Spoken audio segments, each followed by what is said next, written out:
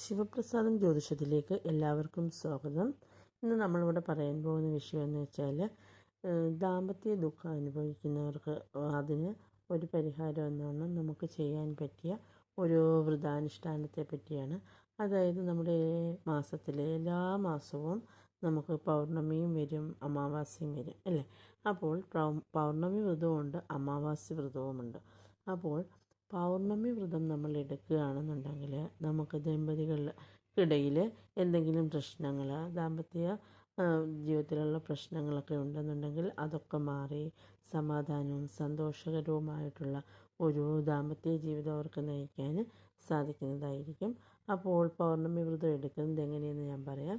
നമ്മൾ പൗർണമി ദിവസത്തിന്, അതായത് പൂർണ്ണചന്ദ്രൻ, അതാണ് പൗർണമി ദിവസം എന്ന് പറയുന്നത്. പൂർണ്ണചന്ദ്രൻ ഉള്ള ദിവസം അതിന് നമ്മൾ തലേന്ന് തന്നെ നമ്മൾ വെജ് മാത്രം കഴിക്കുകയാണെന്നുണ്ടെങ്കിൽ വളരെ നല്ലതായിരിക്കും.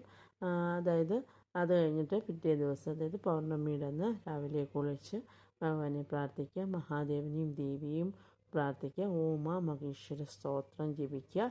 അതോടൊപ്പം തന്നെ ഓ ഉമാ മഹേശ്വരായ നമ, ഓ ഉമാ മഹേശ്വരായ നമ എന്നൊരു 108 പ്രാവശ്യമെങ്കിലും നിങ്ങൾ ജപിക്കാൻ നോക്കുക ആ ദിവസം.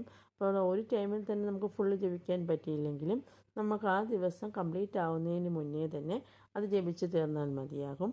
അപ്പോൾ അങ്ങനെ നിങ്ങൾ 108 പ്രാവശ്യം ജപിക്കുക. അതോടൊപ്പം തന്നെ അന്നത്തെ ദിവസം നെയ്യ് ഒഴിച്ച് വിളക്ക് കത്തിക്കുന്നത് വളരെ ഉത്തമമായിരിക്കും.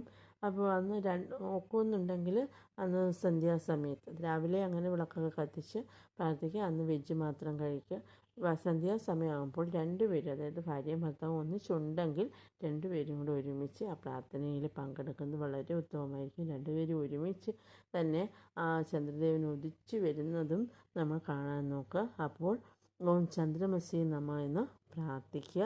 അപ്പോൾ ചന്ദ്രദേവൻ്റെ അതായത് സർവ്വ ഭാഗ്യങ്ങളും, അതായത് നിങ്ങളുടെ ജീവിതത്തിൽ നിങ്ങളെ അലട്ടിക്കൊണ്ടിരുന്ന അല്ലെ പ്രശ്നങ്ങളൊക്കെ മാറി നിങ്ങൾക്ക് സർവ്വഭാഗ്യങ്ങളൊക്കെ വന്നു ചേരുന്നതായിരിക്കും.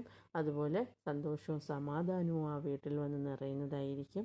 അപ്പോൾ നിങ്ങൾ എല്ലാവരും ഇങ്ങനെയൊക്കെ പ്രശ്നങ്ങൾ അനുഭവിക്കുന്നവരുണ്ടെങ്കിൽ നിങ്ങൾ ഉറപ്പായി ഇങ്ങനെ ചെയ്ത് നോക്കുക, നിങ്ങൾക്ക് ഫലം ഉറപ്പാണ്. അപ്പോൾ എല്ലാവരും പൗർണമി വ്രതം എടുക്കുക. അപ്പം എല്ലാവർക്കും എല്ലാ ഐശ്വര്യങ്ങളും ഉണ്ടാകട്ടെ.